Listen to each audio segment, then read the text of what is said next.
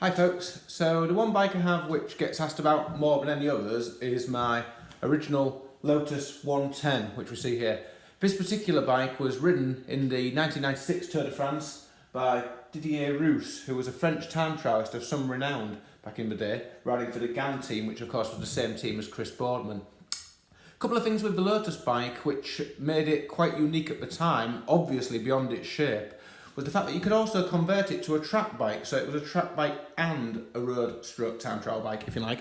All you did simply was these dropouts, which you can see at the end, simply unscrewed, and you screwed two others in of a slightly wider diameter, enabling the rear mech to be attached and such, and being able to ride it on either gears or fixed wheel. As you can see at the moment, I've got mine set onto fixed wheel. I was doing a little fun charity event the other day, so I've got a little hidden chainring inside there so it can look like it's got a nice 56 on the outside there. It also has a front mech hanger here, so you can, unfortunately you couldn't remove that when you were riding on the track, and it's one of the things which slightly ruins the aesthetics a little bit if you were a purist, and it's one of the things which I think ideally had sooner they had included. One of the things with the 1996 Lotus 110 that was also a little bit problematic for anybody who purchased one is that once you decided on the saddle height, that was it. You drilled a hole in the carbon fibre, and what it was set at, then that was the height for you. And if you changed your pedals, which might change your stack height, or you change your saddle, where it might change the height between the saddle rail and where you actually sit, that could obviously make a difference to the saddle height and could be a little bit problematic for your position. The geometry was also quite long, as a lot of frames were in the 90s, so a lot of time trialists found them a little bit too stretched out for them, and it was one size fits all. So if you were 5'2", then you got the same size bike as if you were 6'6", which was a little bit of an issue in the early days of those carbon fibre moulds. Some of the earlier models, unfortunately, were also supplied with a fork which had a defect. And when you see a lot of the Lotus bikes now, you'll see that they were sold without the actual fork, and you'll see an aftermarket retrofit fork being added to them. So it's very rare to see one which has got the original forks intact. Lotus did issue post-recall fork, but very few people actually took up the offer and got those replacement forks.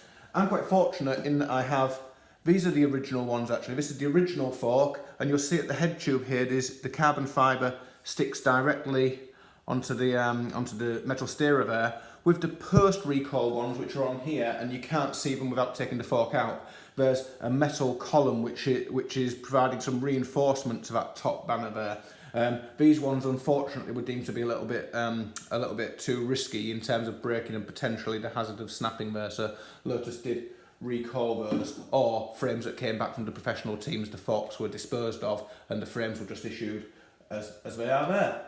It's a very fast machine, but one of the slight problems with it is it's very unforgiving. And in terms of the carbon fibre technology of the day, they were pretty good at making the bikes fast, but not necessarily that good at making them comfortable. So every little road shock and every little vibration, you feel completely through the frame. It's fine to ride on the track, but if you ride it on a slightly bumpy surface, it's a little bit more difficult. They also were made in two pieces, one side and the other side, and then sandwiched together and almost glued together, if you like. And they had a little bit of a habit of splitting apart. In fact, some of you might be familiar with quite a well-known time trialist called Michael Hutchinson, who once reiterated to me when he was riding his that he could see daylight in the gap between the two sides as he was looking down while riding a time trial. Being a little bit nervous of the head column coming straight back through, he was a little bit unsure what to do as he was riding towards a PB for his time trial at the time. Anyway, Lotus bike, fantastic machine. Have a little look at the Facebook group. There's a Facebook group for the Lotus 110. You'll get a little bit more information there. If you consider buying one though, just bear in mind that you might want to find a little bit more information about those front forks to see if you're buying a fully original one, and you might want to find out if you've got the dropouts at the rear as well, because that makes a big difference if you've got the original parts so that your machine is complete. Made by Aerodyne, which is the company logo here you see, which at the time were in South Africa. Okay, thanks for watching. Bye for now.